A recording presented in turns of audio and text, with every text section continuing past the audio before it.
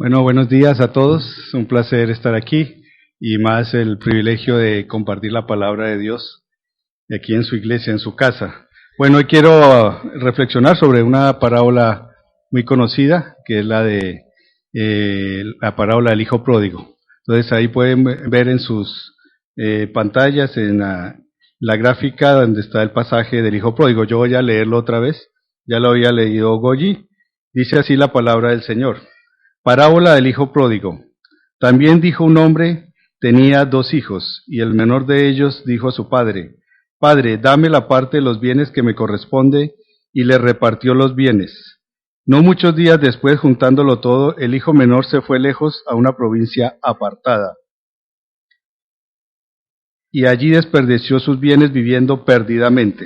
Y cuando todo lo hubo malgastado, vino una gran hambre en aquella provincia, y comenzó a faltarle, y fue y se arrimó a uno de los ciudadanos de aquella tierra, el cual le envió a su hacienda para que apacentase cerdos, y deseaba llenar el vientre de las algarrobas que comían los cerdos, pero nadie le daba. Y volviendo en sí dijo, ¿cuántos jornaleros en la casa de mi padre tienen abundancia de pan, y yo aquí perezco de hambre? Me levantaré e iré a mi padre y le diré, Padre, he pecado contra el cielo y contra ti.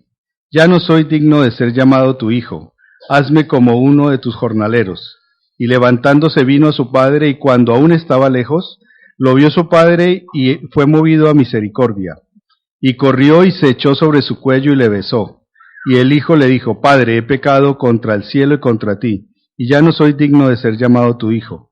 Pero el padre dijo a sus siervos, Sacad el mejor vestido y vestidle, y poned un anillo en su mano, y calzado en sus pies, y traed al becerro gordo y matadlo, y comamos y hagamos fiesta, porque mi hijo muerto era, y ha revivido, se había perdido, y es hallado, y comenzaron a regocijarse.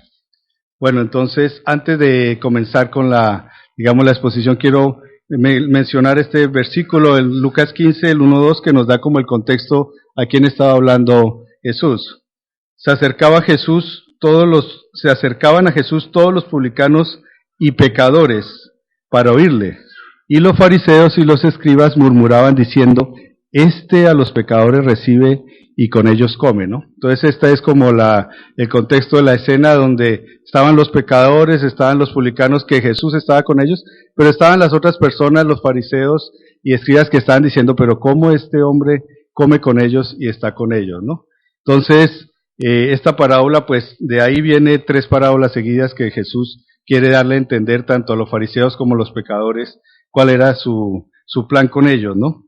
Entonces, en la primera parte vemos también, algo que también quiero aclarar, es que vemos que el hijo menor le pide la parte de su herencia. Eso era permitido en esa época, no era algo, una locura. Obviamente el padre podría decir, no te doy la herencia, no era obligatorio que tenía que repartir la herencia. El padre podría decir, no doy la herencia, ¿sí? Y efectivamente el padre aceptó, le dio la herencia. Obviamente la parte que le correspondía al hijo menor era la tercera parte. Recuerde las leyes del Antiguo Testamento, el hijo mayor recibía la doble porción porque era el primogénito. Entonces recibía una tercera parte, pero sí se podía hacer. Y aquí vemos un padre que obviamente, si yo me coloco como padre, no sé si yo hubiera hecho esto, ¿no? Pero este padre fue y le dijo, bueno, tú quieres tu parte, tómala y vete. Él puede haberse negado, pero efectivamente le dio libertad, ¿no? Y le dijo al hijo, bueno, tú puedes irte. Entonces vamos a la luz de este pasaje a analizar y a contestar estas preguntas. ¿Cómo es la vida lejos de la casa del Padre? Entonces lo primero que podemos ver ahí, este hombre va y decide, la palabra de Dios nos aclara en el versículo 13, que se fue, hay una doble énfasis, ¿no? Dice, no muchos días después, juntándolo todo, el hijo menor se fue lejos a una provincia apartada, ¿no? Hay un énfasis que él quería salir y vivir lo más lejos posible del padre. Quería apartarse del padre, ¿no? O sea, quería decir, yo me voy a un sitio donde no me pueda ver el padre, no pueda controlar el padre, yo voy a vivir lo más lejos. Porque el hijo menor pensaba, yo sé cómo se vive, yo sé manejar mi dinero, yo sé todo, yo ya estoy preparado para vivir la vida. Y él quiso irse lejos, lejos del Padre, pero como vemos ahí dice que es distante, obviamente, a los valores del Padre, ¿no? Porque cuando uno se aparta del Padre, o la persona como el hijo menor se aparta del Padre, pues ya los valores y las normas del Padre ya no tienen efecto, y más en un país que no era el país donde estaba el Padre, ¿no? Entonces vemos aquí que el hijo tomó esa decisión voluntariamente. Nadie lo obligó a tomar esa decisión. Él quería vivir aparte del Padre, quería tener sus normas, quería vivir su propia ley, y esto me acuerda mucho a la sociedad de hoy en día, ¿no? Que se produce algo parecido, ¿no? Si tú crees que esto te parece bien y lo puedes hacer, hazlo. Si tú quieres y tú sientes que lo que haces te produce placer, hazlo. Tú colocas tu ley, tú colocas lo que es verdadero o lo que es falso, ¿no? Hoy en día no hay absolutos, todo es relativo. Entonces, si yo creo que esto para mí, como estamos hoy con lo de la teología del género o ideología del género, si yo considero que el Creador me hizo hombre, pero yo quiero cambiar de sexo, pues hazlo. Tú lo puedes hacer. Entonces vemos que esos valores que se tenían en el Padre se pierden cuando se van lejos o distante de la casa del Padre, ¿no? Y básicamente es porque yo me puse a analizar, pero ¿por qué se pierden esos valores? Pero viendo la palabra me doy cuenta que el Hijo pródigo fue creado para vivir cerca del Padre, para estar con el Padre, para estar junto con el Padre, ¿no? Entonces vino a mi cabeza pasajes como Génesis, que nos muestra desde el principio que ese era el ideal del Señor, ¿no? Dice Génesis 1:26, entonces dijo Dios, hagamos al hombre a nuestra imagen, conforme a nuestra semejanza, y señoreen los peces del mar, en las aves de los cielos, en las bestias, en toda la tierra, y en todo animal que se arrastra sobre la tierra, ¿no? Él quería, cuando dice hagámoslo a imagen y semejanza, quería relacionarse con el Hijo, no quería que viviera aparte del Hijo, que el Hijo se fuera totalmente fuera del Padre, no, él quería relación, porque hizo a imagen y semejanza, para podernos comunicar, podernos relacionar y poder vivir cerca del Padre, ¿no? Juan 15:5 también hemos oído ese pasaje que dice, separados de mí, nada podéis hacer. Pero el hijo pródigo dijo, yo sí puedo. Yo me voy aparte del Padre y yo puedo vivir porque yo sé cómo vivir. Yo creo que eso es parte del orgullo del ser humano, ¿no? Reflexionaba yo, que el ser humano piensa, o en general, digo, los que viven lejos del Padre o quieren vivir lejos del Padre, es que saben más que el Padre, que fue el que los creó, que pueden colocar las normas y las leyes mejores que el Padre mismo, que es el que quiere lo mejor para su hijo, ¿no? Y en últimas, este hijo quería ser padre, porque él era el que iba a colocar sus normas, iba a vivir como él quería, él iba a colocar todas las cosas que ya estaban dadas por el Padre. Sí, esto también, si ustedes algún día pueden ver esta película de La Isla con Leonardo DiCaprio, se la recomiendo, porque básicamente es eso, ¿no? Es una comunidad que quería vivir lejos de la sociedad y quieren empezar algo de cero, como un paraíso nuevo, sin ningún tipo de normas, sin ningún tipo de ley, y se van a vivir allí, y ahí es donde empieza a salir cómo se vive lejos de la casa del Padre, ¿no? Entonces vienen los celos, la ira, los adulterios, todo lo que sale de esa situación, ¿no? Entonces yo diría que vivir distante, como aquí tengo, de la casa del Padre, se va a vivir sin los valores diferentes a los que quiere el Padre. Y también, cuando se vive lejos del Padre, se vive una vida desmedida. Una vida desmedida, o sea, una vida sin mesura, una vida sin equilibrio, una vida sin control. Este pasaje nos aclara que juntándolo todo el hijo fue y se desperdició sus bienes y lo vivió perdidamente. No hay control, no hay límites. ¿Sí? Y ahí coloco esta señora con las tarjetas de crédito hasta aquí. Y eso lo coloco porque es testimonio personal. Cuando yo conocí el Señor, me entregué al Señor, fui a su iglesia, me congregué, y después de unos años el pastor de la iglesia me preguntó, bueno Ramiro, nunca me han hecho la pregunta, ¿y cómo están tus finanzas? Y yo, mis finanzas. Bueno, pues, ¿tienes tarjetas de crédito, Ramiro? Sí, tengo tarjetas, tengo 2. Dice, 2 tarjetas, ¿y cómo las manejas? Pues con una saco la plata para pagar la otra. Porque no me alcanza con el sueldo que ganaba, yo trabajaba como profesional, con el sueldo no me alcanzaba sino para pagar deudas y para pagar la tarjeta para poder pagar la otra tarjeta. Sí, a pesar de que ya había conocido el Señor, esta área de las finanzas se veía desmedidamente, ¿no? Y este hombre se gastó todo, derrochó todo, porque no hay control, no hay mesura en las cosas, ¿no? Otro ejemplo que coloco ahí es el del niño que está con su padre, ¿no? Y hoy en día yo he visto mucho eso en los hogares, ¿no? Cuando visito familias, hogares, los papás siempre están con el trabajo, con sus cosas, los hijos quieren jugar con él, pero no hay tiempo. Entonces la solución mejor es una tablet, o es mejor darles un juego de computador, un juego de ordenador, una PlayStation, porque no hay tiempo para estar con ellos. Primero está el trabajo, segundo el trabajo, cuarto el trabajo y quinto el trabajo. Cuando digo que se vive desmedidamente, no solamente era como este hombre que tal vez bebió mucho, tomó mucho, sino en las cosas que aparentemente son buenas, como el trabajo, que obviamente es algo bueno, pero que por la presión, por el diario vivir, la persona se va alejando del Padre y obviamente eso produce una vida que desmedida, no hay límites, no, hasta aquí trabajo y este tiempo lo voy a dedicar a mis hijos. No, primero está el trabajo porque tengo que dar el dinero a la familia, tengo que hacer esto, tengo que hacer aquello, pero definitivamente los hijos cada vez se ven más abandonados y con más falta de atención de sus padres, ¿no? Y eso son consecuencias que más adelante se ven, ¿no? También vemos ahí el estrés, ¿no?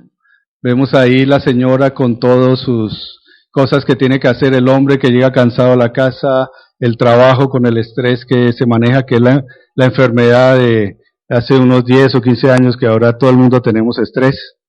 Nos duele el cuello, nos duele, bueno, de todo.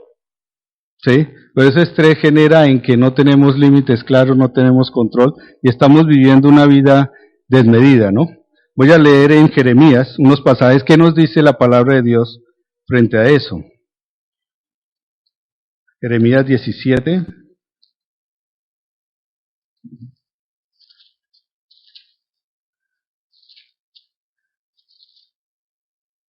Versículo del 5 al 8.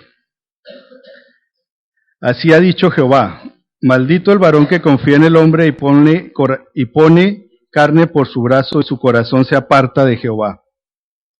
Será como la retama en el desierto y no verá cuando viene el bien, sino que morará en los sequedales en el desierto, en tierra despoblada y deshabitada.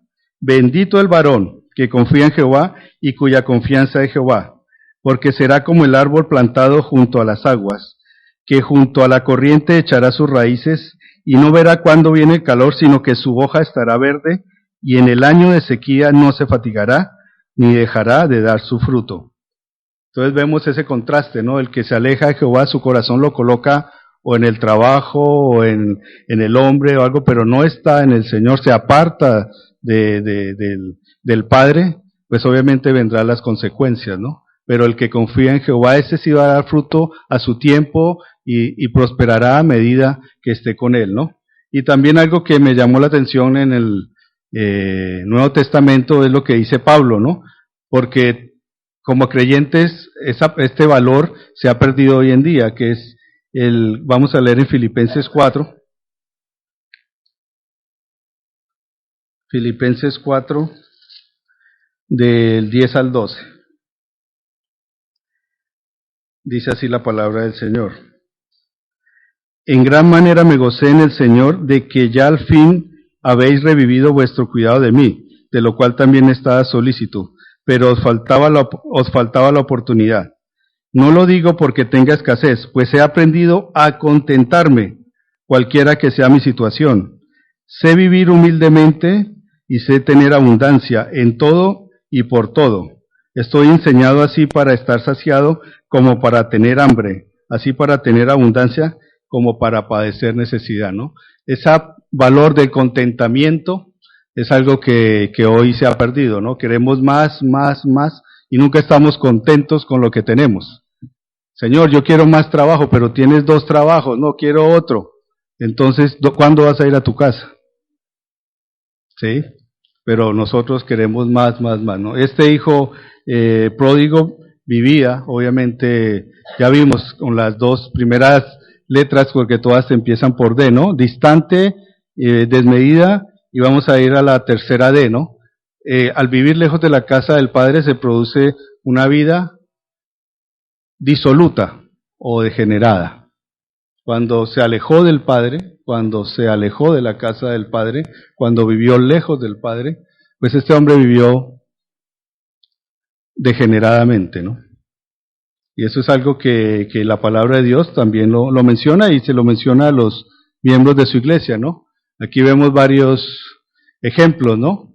De la vida de, este es un cuadro que evoca la taberna, que evoca lo que es la fiesta, el degeneramiento en ese sentido, también el que bota plata y no controla lo que hace, también para mí es vivir de una forma generada.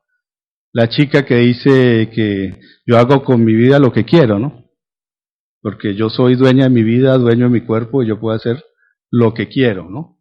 Y ahí están los temas como el aborto, la eutanasia, todos esos temas están ahí, entre comillas, metidos de lo que el ser humano y esta sociedad, que a medida que se aleja del Padre, se va viviendo más degeneradamente, ¿no? Bueno, ahí está este hombre que está fumando, no digo para los que fuman aquí, sino para de pronto la parte de la droga y toda esta situación. Y también podemos ser degenerados como este hombre que está mirando, qué es lo que está mirando en su móvil, ¿no?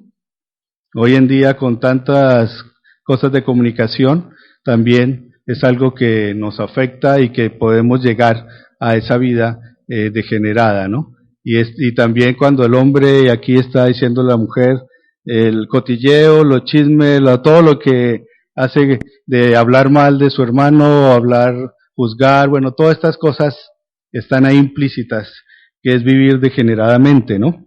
Y algo decía así Pablo en Colosenses 3. Voy a buscar en Colosenses 3. Dice la palabra de Dios. Versículo 5 dice, haced morir pues lo terrenal en vosotros, fornicación, impureza, pasiones desordenadas, malos deseos, avaricia, que es idolatría, cosas por las cuales la ira de Dios viene sobre los hijos de desobediencia, en las cuales vosotros también anduvisteis en otro tiempo, cuando vivíais en ellas.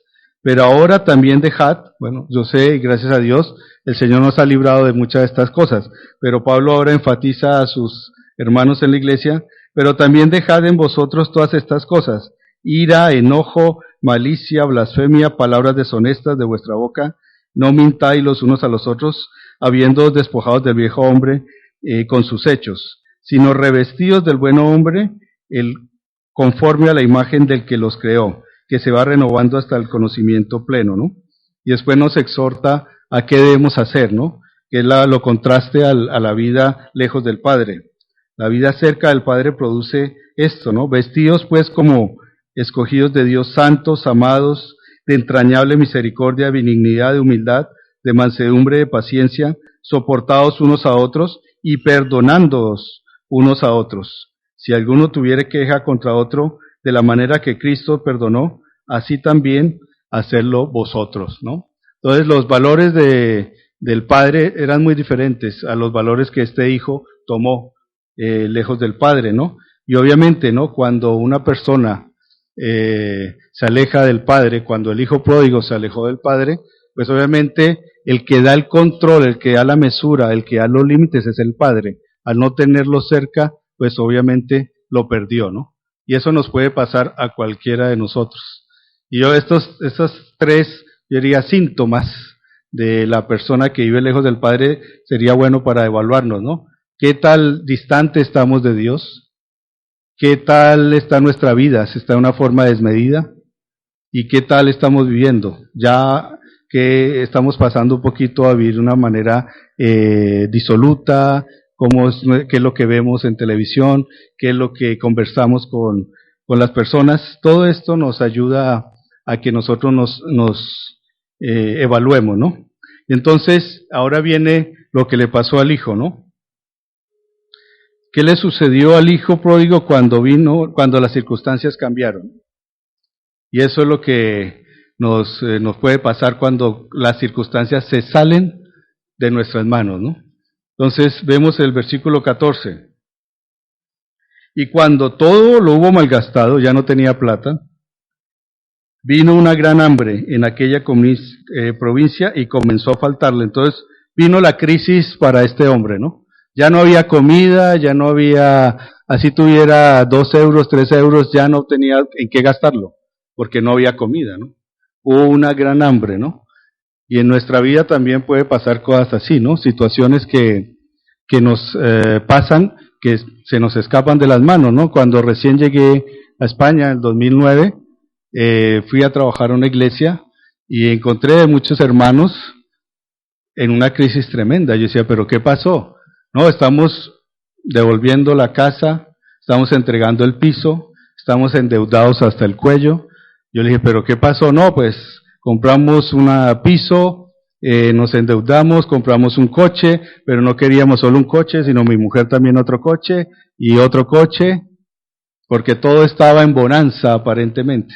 Pero vino la crisis económica, una situación que se escapa de las manos. ¿Qué puedes hacer? El Euribor subió de no sé cuánto, y ya gente que pagaba cuota de 200 euros pasó a pagar 1.000 euros por la cuota de un piso. Entonces, situaciones así que se escapan de las manos, como pasa aquí con el hijo pródigo, pues viene una crisis existencial en este hijo pródigo. ¿Qué voy a hacer, no? Es algo que pasa, ¿no? Y lo tremendo es lo que sigue, ¿no? Esto es una cadena como descendente. Viene la crisis y ya no sabía qué hacer. Entonces dice la palabra de Dios, dice versículo 15, termina arrimado. Y fue y se arrimó a uno de los ciudadanos de aquella tierra. Literalmente dice se arrimó. El cual envió a su hacienda para que apacentase cerdos. Y esto es un contexto fuerte para las personas judías. En aquella época habían rabinos que decían estos proverbios: maldito sea la persona que apaciente cerdos. Sí, porque un judío no podía comer cerdo porque es un animal inmundo, declarado en la palabra de Dios, en las leyes del Señor. Y también dice que había otro proverbio que decía, cuando los israelitas necesiten de las algarrobas de los cerdos, porque esa era también la comida de los más pobres, ellos volverán, dando a entender que esperemos que cuando llegue esa situación, volverán a Dios, ¿no? Como pasó en el Antiguo Testamento, cuando estaban en el desierto y salieron y se estaban muriendo, y hasta que clamaron, Dios les dio el maná. ¿Sí? Entonces esto es como una situación que estaba reflejando, un ejemplo que Jesús estaba dando, recordemos los oyentes, tanto a los pecadores como a los fariseos que estaban hablando, ¿no? Hay una esperanza, a ver si con esta crisis, con esta situación, volverán a Dios, ¿no? Y es lo que yo creo que el Señor también está esperando, ¿no? Vemos que aquí esta persona, este hijo pródigo, pues llegó a lo más bajo de lo que de pronto un judío podía desear, que es comer lo que para ellos era un animal inmundo, desear esa comida.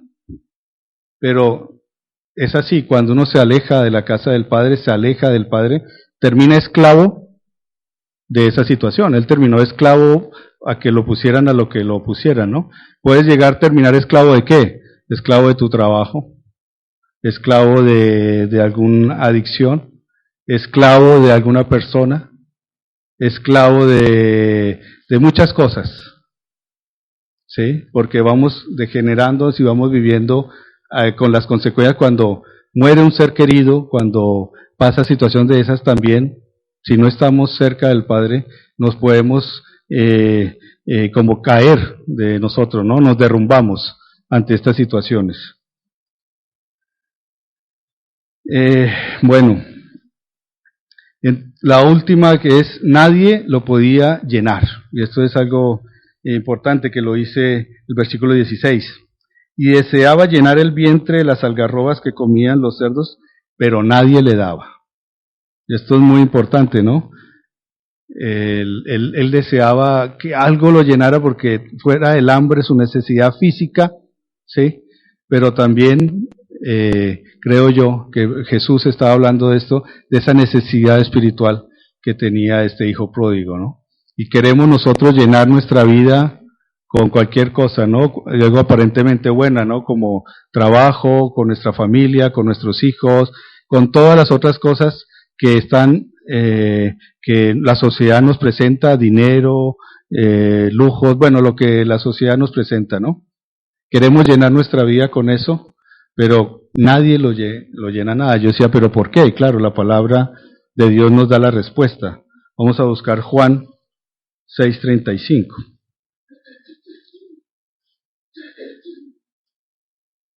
Juan 6:35 nos dice, Jesús les dijo, yo soy el pan de vida, el que a mí viene nunca tendrá hambre, y el que a mí cree no tendrá sed jamás. Porque no hay ser humano, no hay trabajo, no hay nada que pueda llenar al ser humano. El único que puede llenar al ser humano es el Padre, es Dios, es Jesús. No hay nadie más que lo pueda llenar. Puedes buscar en otro tipo de cosas, en actividades, en lo que sea, pero el único que te puede llenar es el Padre. Por eso este hombre tenía esa necesidad y no encontraba que alguien lo llenara. Y vamos a ver ahora cuál fue la solución para ese hijo pródigo. ¿Qué hizo este hijo pródigo? ¿Sí? Entonces vemos aquí varias cosas que hizo el hijo pródigo, ¿no? Entonces lo primero que hizo el hijo pródigo fue que volvió en sí. Ese volver en sí es un cambio drástico, un cambio fuerte. Dice la palabra de Dios en el versículo 17, y volviendo en sí dijo, esto es como volviendo a la realidad, como aterrizando, como diciendo, ¿dónde estoy aquí? ¿Qué estoy haciendo aquí?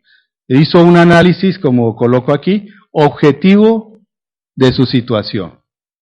¿Para dónde voy? ¿Qué estoy haciendo así? ¿Sigo con mi vida así como estoy? Sí, analizó objetivamente cómo estaba viviendo él. Y eso es muy importante. Y en estas vacaciones, porque yo dije, bueno, este pasaje para mí me sirve para reflexionar en cuando tenga estas vacaciones que de pronto voy a tener, o tener 1 o 2 semanas para desconectarme y pensar en esto. ¿Cómo está mi relación con el Padre? ¿Voy a seguir inconstante? Otro año que de pronto no hago el devocional o que lo hago 1 vez por semana, que no leo la Biblia, que no perdono a este ser querido.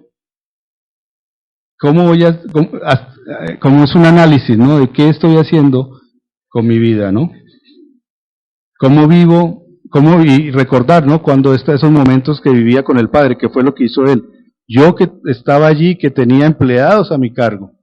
¿Cómo vivía yo allí con el Padre? ¿Cómo vivía de bien? Pero he decidido voluntariamente alejarme y esta es mi situación, ¿no? Les pregunto, y es como una reflexión mía, ¿no? ¿Voy a seguir viviendo por mis propias fuerzas? ¿Qué es lo que voy a hacer para el próximo año, no?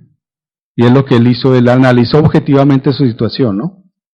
Y la conclusión de él es que él se había apartado del Padre, pero a eso él le llamó lo que le llama la Biblia, ¿no? Aquí esta versión de Goyi es una versión más light, mentira, más suave, le dice que lo que él hizo fue como alejarse, pero no le pone el nombre que es que lo dice la palabra de Dios, ¿no? Que es, he pecado contra el cielo y contra ti, ya no merezco ser llamado tu hijo.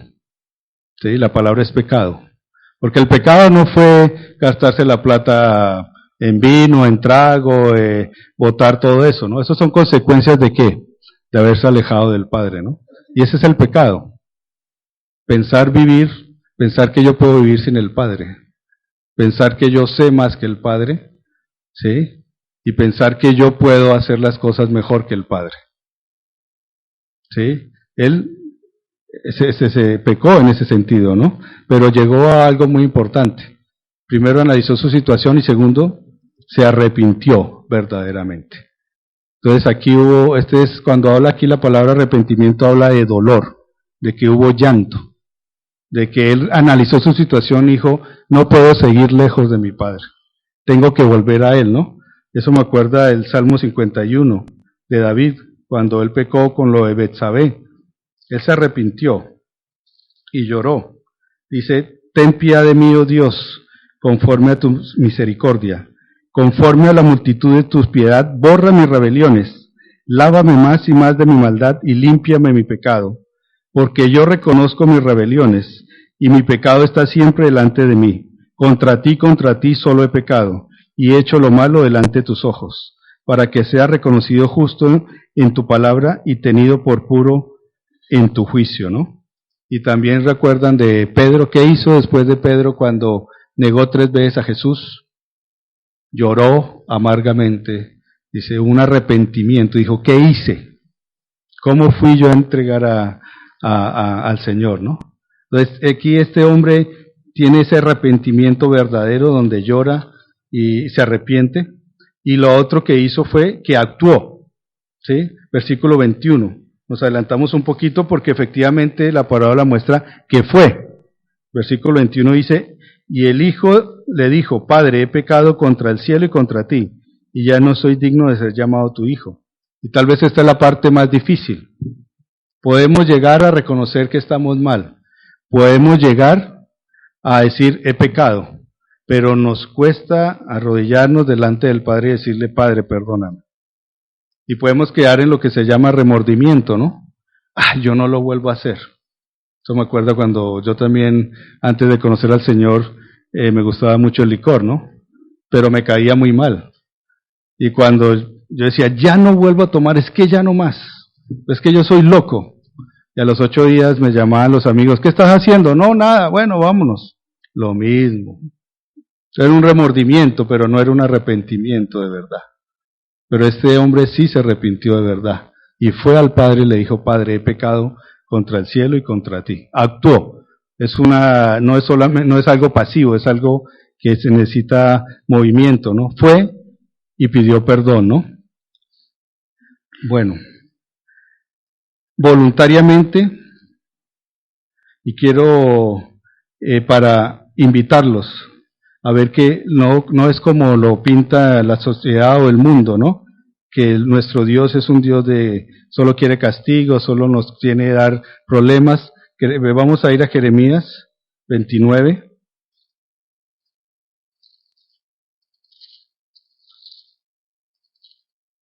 Vamos a leer del 11 al 14.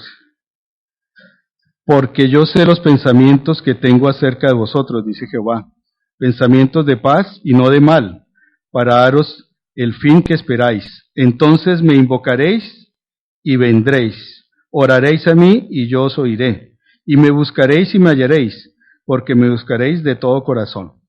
¿Sí? Los pensamientos del Padre hacia el Hijo son pensamientos buenos, son pensamientos, como dice aquí, no son de mal, son de paz. Él sabe que es lo mejor para su Hijo, pero a veces nosotros nos descuidamos y nos vamos alejando, nos vamos apartando y pensamos que lo que nos ofrecen afuera es mucho mejor de lo que ofrece el Padre. Pero desafortunadamente, este hijo pródigo le pasó como a muchos de nosotros, que tuvo que caer bajo para reconocer que con el Padre se vive mejor, que el Padre tiene lo mejor para nosotros, ¿sí? Entonces, él voluntariamente fue, ¿no? Muy importante, así como voluntariamente él decidió apartarse del Hijo, voluntariamente él también fue, después de arrepentirse, a donde el Padre, ¿no? Entonces, ahí vamos a ver ahora cuáles son las reacciones del Padre, ¿no? Y este Padre, al igual que la primera parte, donde el padre reaccionó de una forma que para mí me deja, si yo le hubiera dicho a mi padre, padre, dame la herencia de una vez, que yo voy a irme a los 18, más o menos tendría este joven, 18 años, y me voy a ir a independizar. Mi papá me hubiera dicho, trabaje y después, ya después hablamos. Quiero ver si realmente tú, pero este padre le dijo, bueno, tú quieres vivir como tú quieres, vive, haz lo que tú quieras, ¿sí? Le dejó la libertad de hacerlo, ¿sí? Y ahora viene cuando llega el hijo pródigo a casa, ¿no? Yo me puse en el caso de mi papá y ¿cómo se diría? En Colombia se diría, juete es como el cinturón, ¿no? Entonces la juetera que me hubiera dado hubiera sido poco, ¿no? Papá, me gasté toda la plata, ¿no? El castigo hubiera sido tremendo, ¿no? Del padre de que este se gastó todo y ahora viene a decirme que no tiene nada y que quiere vivir otra vez aquí, ¿sí? Que quiere otra vez el cuarto y que quiere estar otra vez conmigo, ¿no? Eso es lo más factible que hubiera pasado, ¿no? Y que tal vez yo como padre, si algún día soy padre, tal vez reaccione así, diciendo, ¿qué pasa? ¿Sí? Pero este padre reaccionó diferente.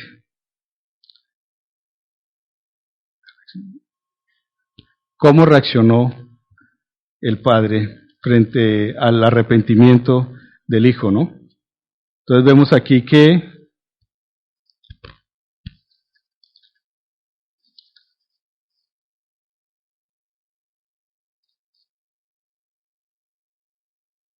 lo primero que hizo el padre, ¿qué fue? Correr, besarlo, fue y lo abrazó, ¿sí? No lo rechazó, no lo echó, no lo castigó. Este padre es diferente, dice que tiene un amor inexplicable, ¿no? Yo lo coloqué aquí como algo inexplicable, ¿no? No, una paciencia y un amor que sobrepasa todo entendimiento, porque no era lo normal, ¿sí? Es un amor especial, ¿sí? Es un amor que cubre, como dice la palabra, ¿no? Multitud de pecados. Vamos a leer primera de Juan 4, del 7 al 9.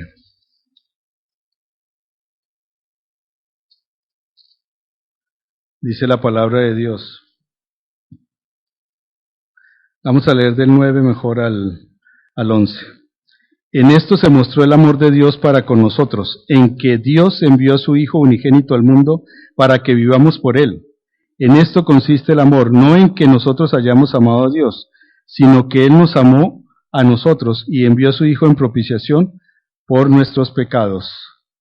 Amados, si Dios nos ha amado así, debemos también amarnos unos a otros. Entonces, ¿quién dio el primer paso? El Padre, ¿no? Y esta escena es muy clara, ¿no?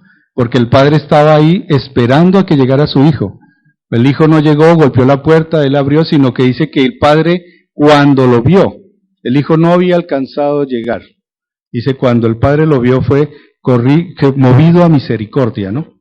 Porque ese es su carácter, ¿no? Movido a misericordia. Sí, o sea, él dio el primer paso.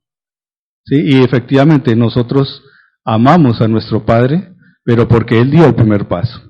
Él entregó su vida por nosotros. ¿Sí? Dice la palabra de Dios que Cristo demuestra su amor con nosotros, que aún nosotros, siendo pecadores, Cristo murió por nosotros, ¿no? Entonces, Él dio el primer paso y como este Padre aquí también ejemplifica que dio ese primer paso, ¿sí? No puede negarse a su naturaleza. Vamos a leer Salmos 34, 18.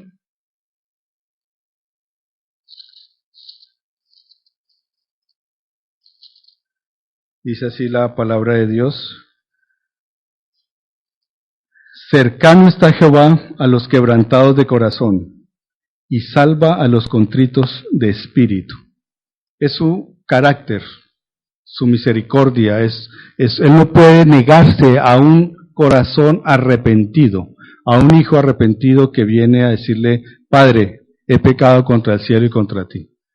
Él no puede, dice la palabra de Dios, que está cercano, que Él está atento, ¿sí? A los quebrantados de corazón, a los que se arrepienten verdaderamente.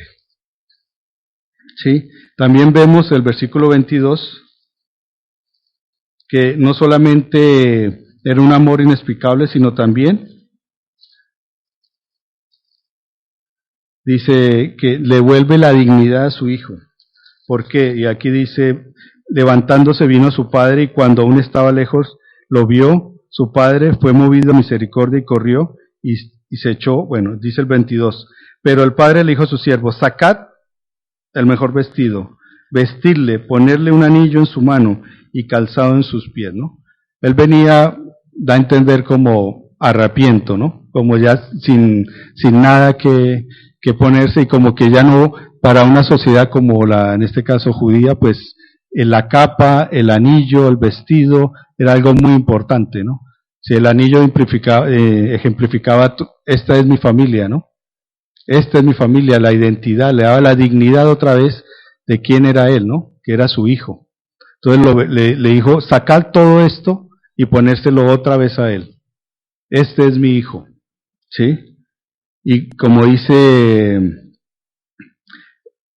realmente esto me llegó a reflexionar de que por qué valemos nosotros o por cuál era el valor que tenía el hijo frente al padre, ¿no? Él no valía por lo que tenía, porque no tenía nada, no poseía nada, ¿sí? Y hoy en día nosotros hemos cambiado esos valores, ¿no? Pensamos que nosotros valemos por lo que tenemos, por lo que poseemos, o por lo que hemos estudiado, o por lo que hemos heredado, pero realmente valemos es porque somos hijos de Dios. Esa es la identidad que el Padre le devuelve a su hijo. Tú eres mi hijo. Y ese es el valor. No es por lo que tú tengas o económicamente o la belleza física que tengas, sino porque tú eres mi hijo, ¿no? ¿Qué hizo también? Fiesta. Este padre celebró, ¿sí? No dijo, bueno, entra y después arreglamos. Dijo, hizo fiesta, ¿no? Y es algo que lo recalca en este pasaje de Lucas 15, ¿no? Dice el versículo 7, os digo que así habrá más gozo en el cielo por un pecador que se arrepiente que por 99 justos que no necesitan arrepentimiento. Y el versículo 10 vuelve y lo recalca. Y así os digo que hay gozo delante de los ángeles de Dios por un pecador que se arrepiente. Entonces hay gozo de parte del Padre cuando un hijo viene arrepentido de parte del Padre. No es que lo va a castigar, no es que las consecuencias la vivió el hijo pródigo solo, sin necesidad de estar con el Padre. Fue por alejarse del Padre que vivió esa vida que vivió, hasta llegar a terminar deseando las algarrobas de los cerdos. Entonces, pero cuando venimos arrepentidos, venimos con un corazón arrepentido, contrito, el Padre no puede negarse y su misericordia nos acobija. No tengamos miedo. Y por eso digo que en estas vacaciones pensemos, ¿qué cosas me están alejando del Padre o me ha alejado del Padre? ¿O cómo está mi vida frente a mi relación con el Padre? ¿Cómo voy yo a salir de esta situación? ¿O cómo está mi vida hoy en día? ¿Y cómo quiero mejorarla para que mi relación mejore con el Padre? Porque estoy seguro que si mejora la relación con el Padre, va a mejorar la relación con tu esposa, con tu hijo, con todo lo demás. Porque ese es el orden, ¿no? Y por último, le recuerda quién es Él, ¿no?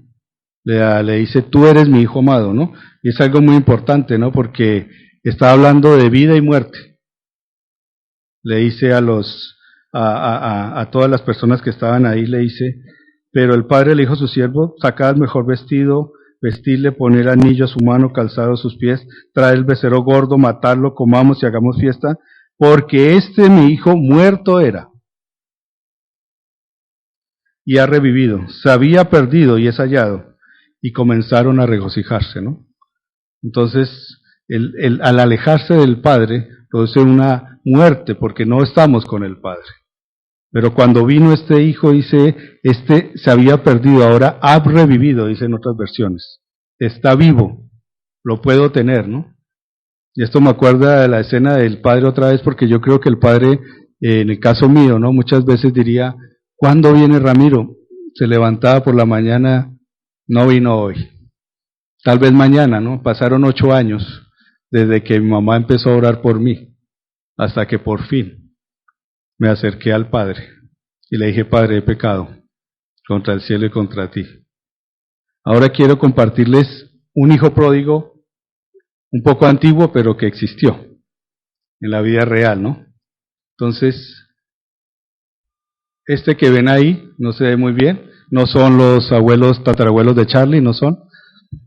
Este es Rembrandt, que está a mano izquierda, pintor de los más famosos de la época barroca, ¿sí? Se casó con su esposa Saskia, cuando más o menos 1640, y este era un pintor muy famoso en esa época de los Países Bajos, bueno, lo que ahora es Holanda, ¿sí? Y él se casó con su prima, ambos de familia acomodada, y digamos que su relación comenzó como todo viento en popa, ¿no? Matrimonio contento, matrimonio feliz, y esta es una de sus pinturas también muy conocidas que se llama El hijo pródigo en la taberna. Este sí decía, yo estaba en la taberna, aquí dice, ahí está con Saskia, está sus fiestas, estaba en todo el esplendor, él llegó a estar con la corte de Ámsterdam, con las personas más ricas de Ámsterdam como pintor y como, sí, de los hombres que hacía también, de los mejores que grababan en esa época en madera. Pero la vida de él no le fue tan fácil. Voy a mencionar algunas cosas. Su primer hijo, Rumbertus, murió a los 2 meses de nacido, en 1635. Tuvo otra hija, en 1638, Cornelia, y murió a la 3ª semana de nacida. Tuvo otra hija que dijo, le voy a poner Cornelia a esta también, pero también murió, y al cabo de un mes, en 1640. La familia, la vida de él le dio muchas pruebas. Todos los hijos que tenía con Saskia murieron, a excepción de uno que se llamó Titus, que en 1641 nació y ya, digamos que pudo crecer. Pero ya en 1642 su esposa fallece, Saskia. ¿Sí? Entonces él tuvo otra mujer que se llamó Hendrich. Esta mujer, él la contrató al principio como, cuando estaba con su esposa, la tenía como empleada de hogar, y entonces él después se casó con ella, y el que está a mano derecha es Titus, el hijo que tuvo, ¿no? Y entonces por esa época ya él empezó también a no vender mucha pintura, a no vender muchos cuadros, y empezó a haber una crisis. Y la crisis se dio más porque él empezó a ver como pobreza en su vida, y entonces la sociedad de pintores de Ámsterdam escribió un decreto que dijo, nadie que tenga la vida como Rembrandt puede vender pinturas. No se puede aceptar una persona así que esté en nuestro círculo. Entonces, por favor, alguien que quiera comprar pinturas, cómpresela a otros pintores, no alguien que esté en la situación de pobreza que estaba Rembrandt. ¿Sí? Entonces Rembrandt, obviamente, como vimos, se le va una situación que se le escapa de sus manos, entonces él se vino a pique, ¿no? Ellos dos, lo que trató de hacer fue que esta señora y su hijo formaran como una empresa para vender las pinturas a través de ellos dos, pero eso tampoco funcionó. Y ya en 1669, así muere viejo nuestro amigo Rembrandt, ¿no? A los 66 años, ya él muere viejo, ¿no? Pero entonces yo dije, bueno, ya leyendo su historia, dije, este hombre realmente vivió una vida difícil, una vida dura, pero sin embargo él era de la iglesia reformada de esa época. Compuso para mí una de las obras maestras, que es esta, que es El retorno del hijo pródigo. Y eso fue hecho desde 1635 más o menos hasta 1665 hasta casi su muerte, porque esta obra se publica meses después de su muerte, que es El retorno del hijo pródigo.